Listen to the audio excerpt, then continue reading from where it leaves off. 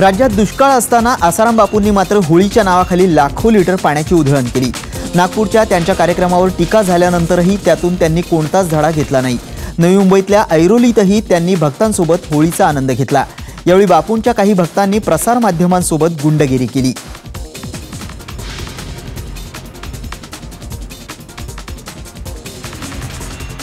ऐन दुष्काळात धुळवड खेळण्यासाठी पाण्याची नासाडी करणाऱ्या आसाराम बापू यांचा निषेध करत आरपीआय नेते रामदास आठवले यांनी नागपूर महापालिकेतल्या संबंधित अधिकाऱ्यांच्या चौकशीची मागणी केली आहे। काल पुण्यात पत्रकार परिषदेत ते बोलत होते।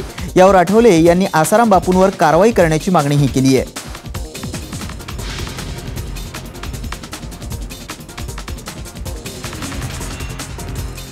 बलात्कार विरोधी विधेयकावर आज संध्याकाळी झालेल्या सर्वपक्षीय बैठकीत शरीर संबंधांच्या वयावरून राजकीय पक्षांमध्ये एकमत झालंय। विधेयकात संमतीने शारीरिक संबंध ठेवण्याचे वय 16 वरून 18 करावं अशी मागणी भाजप आणि समाजवादी पक्षासह काही राजकीय पक्षांनी केली होती। आता उद्या हे विधेयक लोकसभेसमोर मंजुरीसाठी मांडलं जाणार आहे।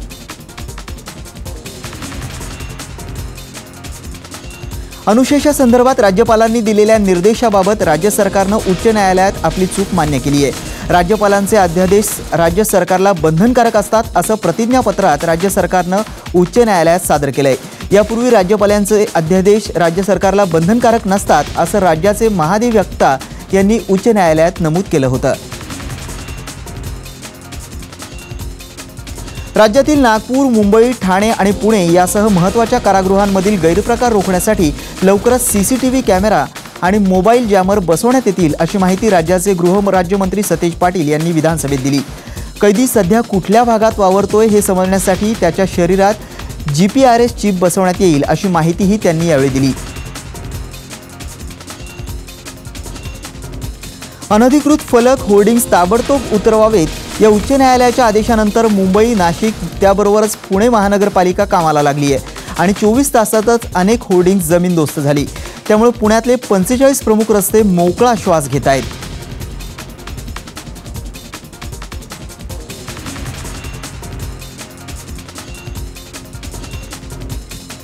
दादर इथल्या अँटोनिया डिसेल्वा शाळेतील शिक्षकाविरोधात शिवसेनेच्या कार्यकर्त्यांनी धडक मोर्चा काढला। या शिक्षकाने शाळेतील काही विद्यार्थ्यांना शिक्षा म्हणून शाळेचं शौचालय साफ करण्यास लावलं होतं। सदा सरवणकर यांच्या नेतृत्वाखाली शाळेच्या विश्वस्तांनी भेटून संबंधित शिक्षकांवर कारवाईची मागणी शिवसैनिकांकडून करण्यात आली।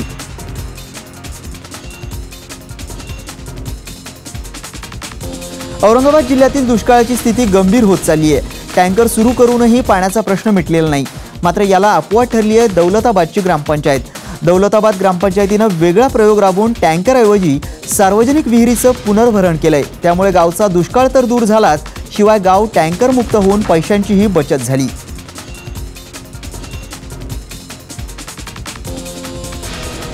रस्त्यांवरील भरमसाठ टोल वसुलीमुळे खिसा कापत असल्यानं नागरिक त्रस्त झालेत। दुसरीकडे टोल नाक्यांवरील लाखो वाहनांच्या वाहतूक कोंडीत जळणारं इंधन, वाया जाणारा वेळ यामुळे देशाचे तब्बल 87,000 कोटी रुपयांचं वार्षिक नुकसान होतंय। आता नॅशनल टोल परमिट द्यावं अशी मागणी देशातील वाहतूकदारांनी केंद्र सरकारकडे केली आहे। मात्र सरकार या मागणीला दाद देत नाहीये। वडिलांनीच आपल्या अल्पवयीन सावत्र मुलीवर बलात्कार केल्याची धक्कादायक घटना नागपुरात घडली आहे। कृष्णा देशमुख नावाच्या नराधमानं वडील आणि मुलीच्या नात्याला काळीमा फासणारं हे कृत्य केलंय। कृष्णा यानं 3 वर्षांपूर्वी एका विधवेशी लग्न केलं होतं। यावेळी विधवेनं पोलीस ठाण्यात तक्रार दाखल केली आहे।